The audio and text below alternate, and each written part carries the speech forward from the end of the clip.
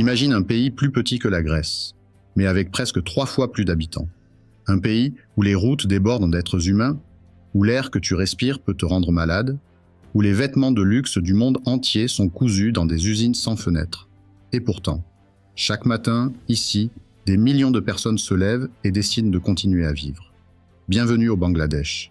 Reste avec moi jusqu'à la fin. Tu ne verras plus jamais ce pays de la même façon. Avant de commencer, pense à t'abonner à la chaîne et à laisser un like. Ça aide énormément la chaîne et toi, tu ne rates aucune de nos prochaines vidéos. Le Bangladesh se trouve coincé entre l'Inde et le Myanmar. Un pays plat, un pays de rivières. Plus de 700 cours d'eau traversent son territoire. À la saison des pluies, la moitié du pays ressemble à un immense miroir d'eau. Sur un territoire à peine plus grand que la Grèce, vivent plus de 166 millions de personnes. Imagine toute ta ville, puis essaie de mettre encore 2 villes par-dessus. C'est le quotidien des Bangladais. La pression sur l'espace change tout.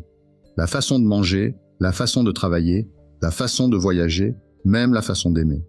Si tu te promènes dans Dhaka, la capitale, tu seras frappé par les odeurs. Des stands de nourriture occupent chaque trottoir. Des vendeurs préparent des pitas, des fuchkas croustillantes. Mais regarde de plus près, les assiettes sont rincées dans un seau d'eau trouble. Le même seau depuis des heures. Parfois posé à quelques centimètres d'un égout à ciel ouvert. La nourriture reste des heures au soleil, entourée de mouches, de fumée. Pour beaucoup de familles pauvres, c'est le seul repas chaud de la journée. Alors, on ferme les yeux. On mange, on espère que le corps tiendra le coup. Dans les campagnes, la réalité est parfois encore plus brutale.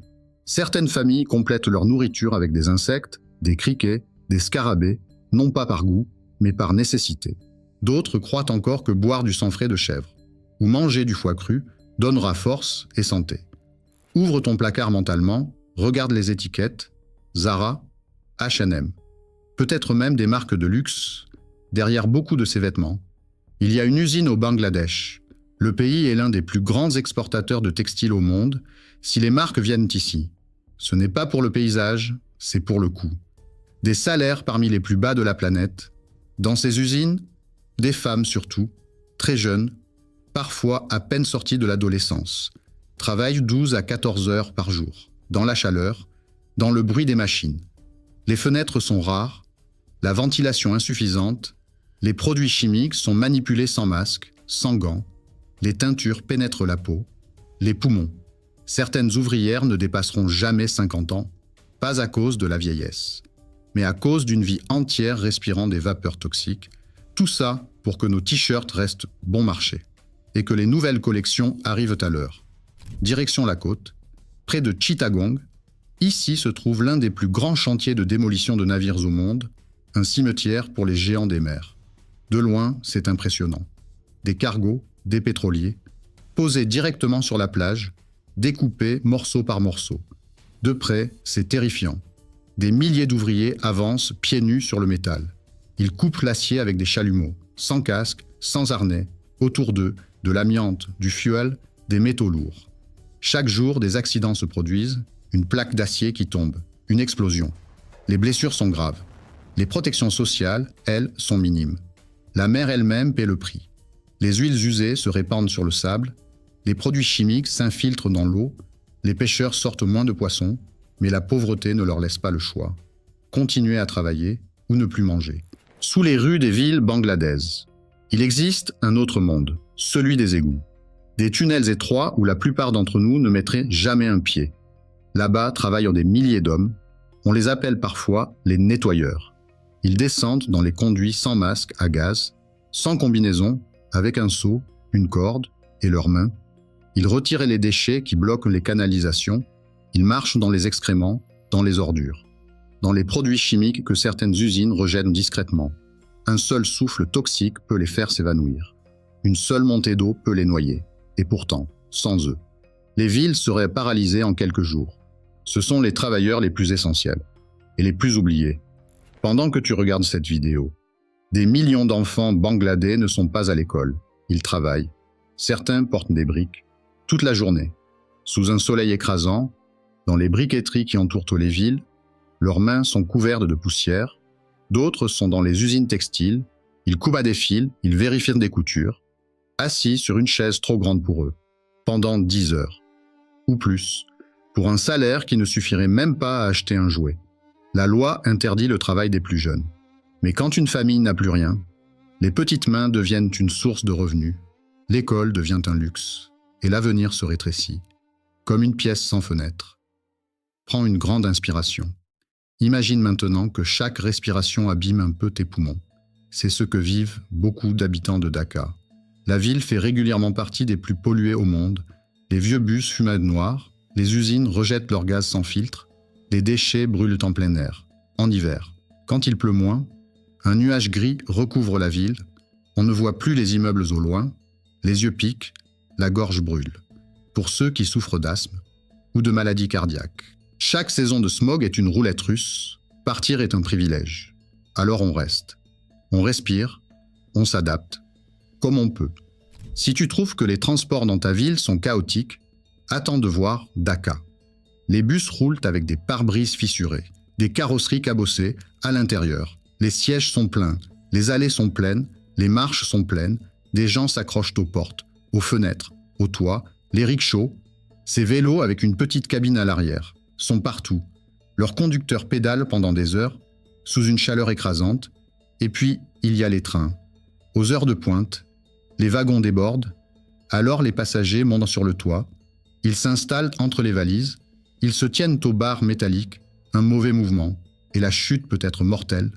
Dans ce chaos, chaque trajet devient un défi, et chaque arrivée, une petite victoire.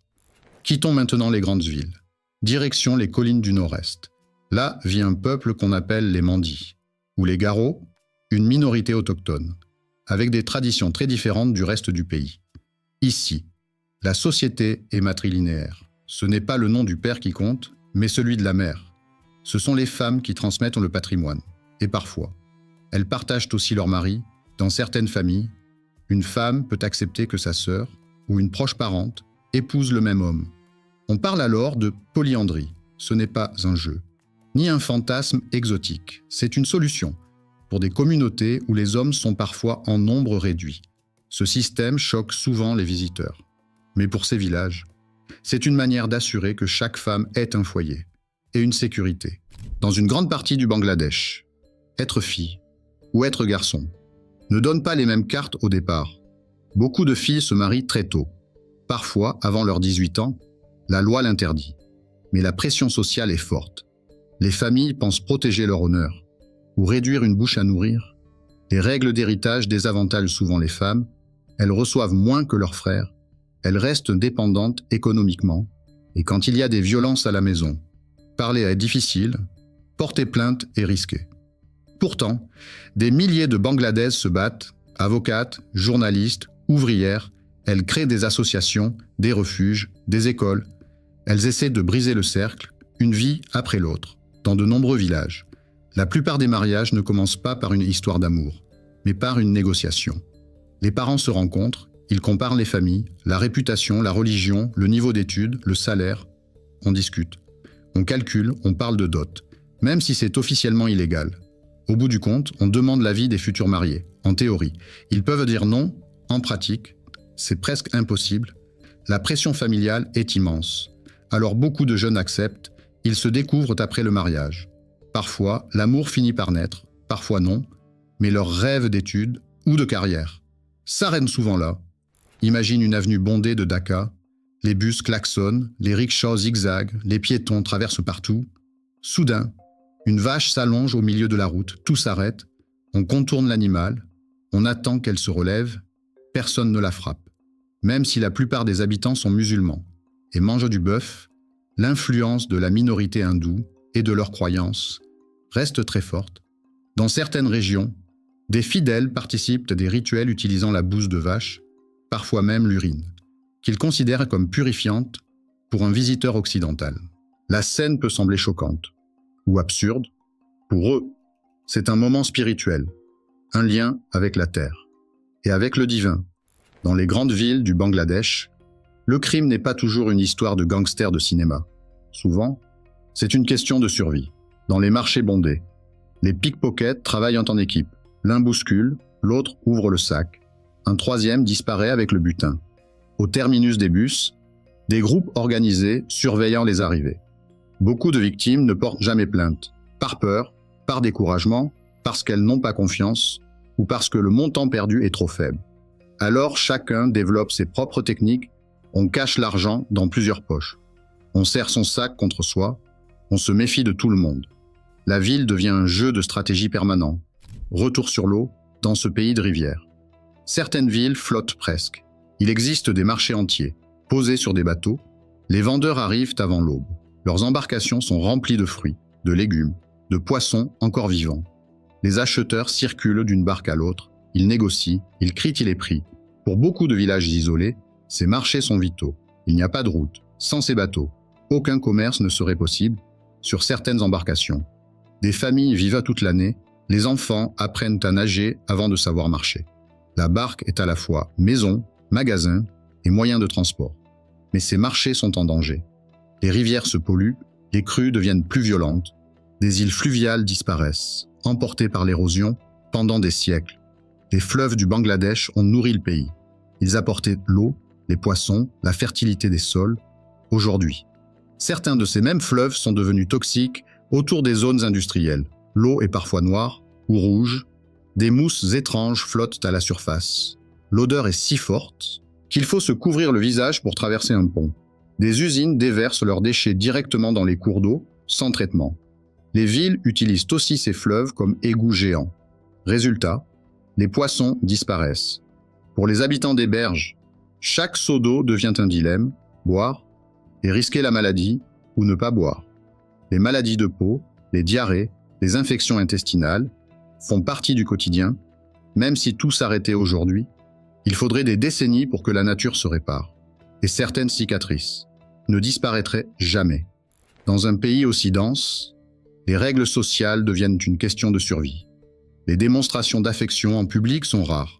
Même entre mari et femme, ce n'est pas seulement une question de religion, c'est aussi une façon de protéger l'intimité. Les codes vestimentaires sont stricts. La modestie est valorisée, surtout pour les femmes. Ce qu'elles portent peut déterminer la façon dont elles seront traitées, respectées ou au contraire harcelées.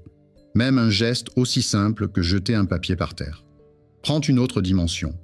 Dans des villes déjà submergées par les déchets, chaque emballage abandonné peut bloquer un égout et attirer des moustiques. Alors, que retenir de ce voyage au Bangladesh, un pays minuscule, poussé dans ses retranchements par la pauvreté, par le climat. Un pays où les catastrophes naturelles reviennent chaque année.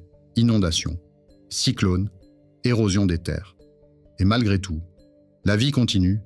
Des ouvrières cousent nos vêtements, des enfants naviguent sur des marchés flottants, des hommes descendent dans les égouts pour éviter les inondations, des militantes se battent pour les droits des femmes. Des ONG locales inventent des écoles sur des bateaux. Rien n'est simple ici. Il y a l'injustice, la souffrance, l'exploitation. Mais il y a aussi une énergie incroyable, une capacité à s'adapter. La prochaine fois que tu enfileras un t-shirt fabriqué au Bangladesh, ou que tu te plaindras des embouteillages chez toi, pense un instant à ce pays, et aux vies qui se cachent derrière une simple étiquette. Et toi, qu'est-ce qui t'a le plus surpris dans cette histoire? L'enfance volée, les usines de vêtements, les marchés flottants, ou la vie dans les égouts?